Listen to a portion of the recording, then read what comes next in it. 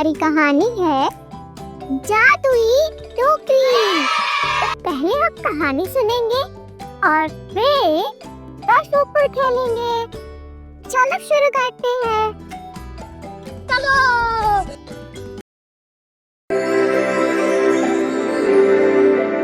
कोसला के राज्य में राज करने वाला महाराज था महेंद्र वर्मा।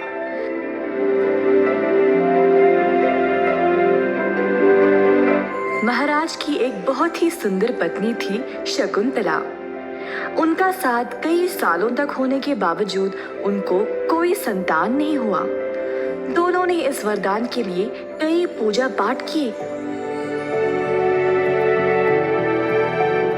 और मंदिरें भी गए।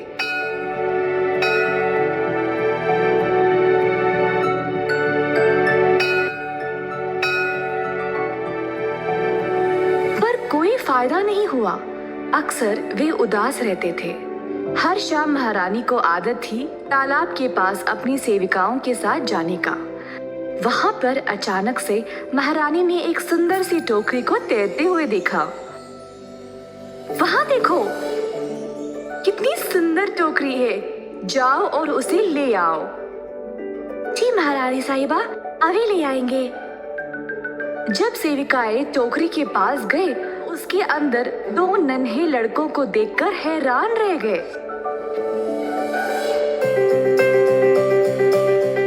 शायद ये मेरी प्रार्थनाओं का असर है। मेरे खुद के तो है नहीं, पर मुझे अब दो मिल गए। रानी तुरंत महाराजा के पास गई।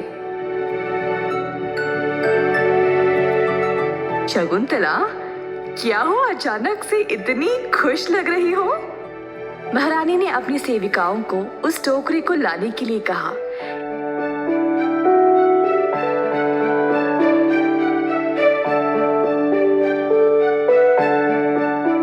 इतने सुंदर नन्हे लड़कों को देखकर महाराजा भी खुश हो गया।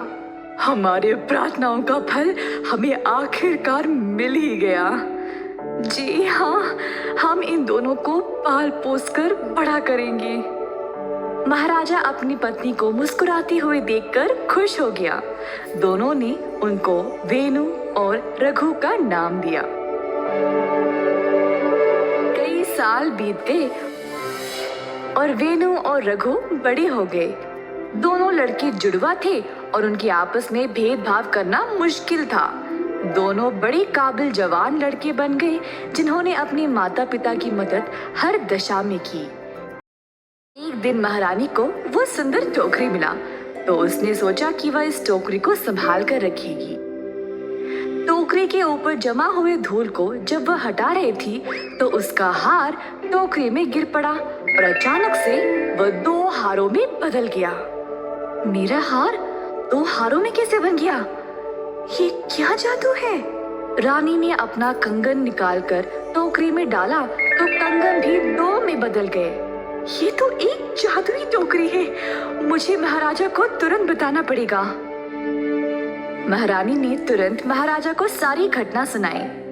अगर आपको विश्वास नहीं हो रहा, तो आप अपनी अंगूठी इसमें डाल दीजिएगा। जब महाराजा ने ऐसा किया, तो उनकी अंगूठी दो में बदल गई और महाराजा हैरान ही रह गया। ये क्या जादू है? कैसे संभव है? शायद इसीलिए हमें टोकरी में दो लड़के मिले थे, वेणु और रघु। हाँ, इस जादुई टोकरी की वजह से हमें दो बच्चे मिले। अब हम इस जादुई टोकरी के साथ अपने राज्य में उन लोगों की सहायता कर सकते हैं जिनको बच्चा नहीं हो रहा है। ये तो कमाल का विचार है रानी साहिबा। तुम्हारे इस अच्छे स्वभाव की वजह से ही तुमको ये जादुई टोकरी का वरदान मिला है शायद, और दो प्यारे लड़कों का। उस दिन से महाराज और महारानी ने उन सब की मदद की जो बच्चे नहीं जन्म पा रहे थे, और अपने दो बेटों के साथ खुशी से जीवन गुजारा। तो बच्चों, इस कहानी ने हमें एक बड़ी बात सिखाई। जब हमें कुछ खास मिलता है, जैसे जादुई टोकरी, तो हमें उसका प्रयोग दूसरों की मदद के लिए करनी चाहिए, जैसे रानी और राजा ने भी किया। अच्छा सोचो, अगर आपके पास एक चॉकलेट हो, तो क्या आप खुद ही सारा खा जाओगे? या शेयर करोगे? सोचना जरूर।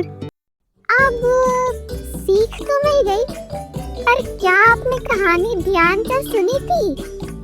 चलिए देखते हैं कितना याद रहा और शुरू करते हैं सवाल जवाब का ये मजेदार खेल।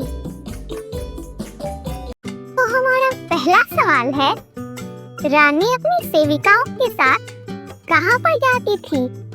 बाग, तालाब, मंदिर या फिर नदी? उत्तर है तालाब। हमारा दूसरा सवाल है, इनमें से कौन सा नाम एक राजकुमार का था? मोहित, देव या फिर रघु? बिल्कुल सही, रघु। हमारा तीसरा सवाल है, रानी जब टोकरी साफ कर रही थी तब उसमें क्या गिर गया? हार, फूल या फिर कंगन? उत्तर है हार। हमारा चौथा सवाल है, राजा ने टोकरी में क्या डालकर रखा? हार, अंगूठी या फिर पत्ता?